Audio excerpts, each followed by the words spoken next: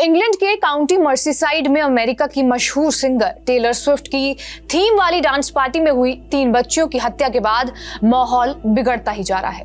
31 जुलाई से ही ब्रिटेन के कई शहर दंगों की आग में झुलस रहे हैं। डांस पार्टी में हत्याओं को अंजाम देने वाला शख्स पुलिस की गिरफ्त में आ चुका है और उसकी पहचान एक्सेल मुगनवा रुदाकुबाना के रूप में की गई है।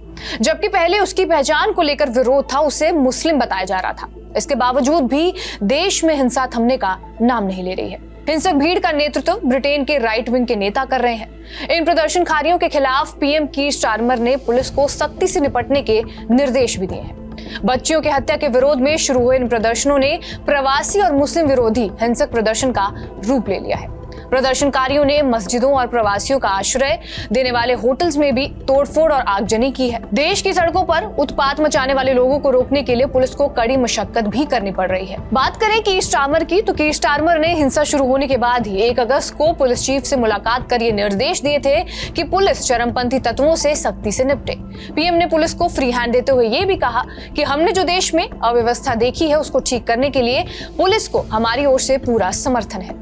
सत्ता में आने के कुछ हफ्तों बाद ही कीर स्टारमर का 3 मर्डर और उसके बाद फैले दंगों से सामना हुआ है। जानकार मानते हैं कि इस मौके को फॉर राइट विंग और उनके विरोधी भुनाने में लगे हुए हैं। 3 बच्चियों के मर्डर के बाद ब्रिटेन में फेक न्यूज और गलत जानकारी की बाढ़ आ गई है। प्रवासी और मुस्लिम विरोधी तत्व एक्टिव हुए हैं और देश में अल्पसंख्यकों को ज्यादा निशाना बनाना शुरू किया जा रहा है। अब तक स्टारमर ने अशांति से निपटने के लिए प्रोएक्टिव अप्रोच को अपनाया था। गृह सचिव यावेट कपूर के बजाय वो खुद दंगाइयों से निपटने वाले अभियान का नेतृत्व कर रहे हैं। कीर स्टारमर देश के अल्पसंख्यकों को ये विश्वास दिलाने की पूरी कोशिश कर रहे हैं कि वो देश में सुरक्षित है। वहीं शुक्रवार और रविवार को दिए गए बयानों में स्टारमर ने ये साफ किया कि वो चाहते हैं कि दंगाइयों से सख्ती से निपटा जाए। उन्होंने हिंसा की चपेट में आए मुसलमानों और प्रवासियों को संदेश दिया, जो लोग अपने रंग या अपने धर्म की वजह से निशाना बनाए गए हैं, मैं जानता हूं कि ये कितना डरावना है।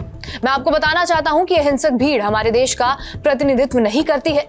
हम उन्हें न्याय के कटघरे में जरूर लाएंगे।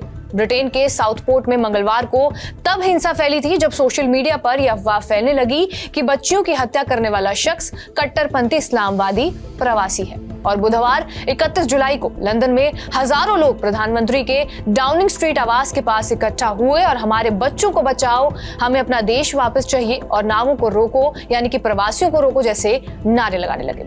हालांकि पुलिस ने तभी साफ कर दिया था कि यह हमला आतंकवाद से जुड़ा नहीं है और संदिग्ध ब्रिटेन में ही पैदा हुआ है। इसके बाद भी हिंसा रुकने का नाम ही नहीं ले रही है। कुछ गुट प्रवासी के समर्थन में भी सड़कों पर आए हैं और उनकी झड़पें धुर दक्षिणपंथी प्रदर्शनकारियों से हुई है। यह हिंसा 3 बच्चियों की हत्या के नाम पर जरूर शुरू हुई थी, लेकिन इसका जो आधार था वो गलत पाया गया है। दूसरी तरफ प्रधानमंत्री ने यह साफ कह दिया है कि यह राइट विंग के लोगों की सुनियोजित साजिश है। हिंसा की चपेट में आने वाले शहर कौन कौन से हैं ये भी जान लीजिए।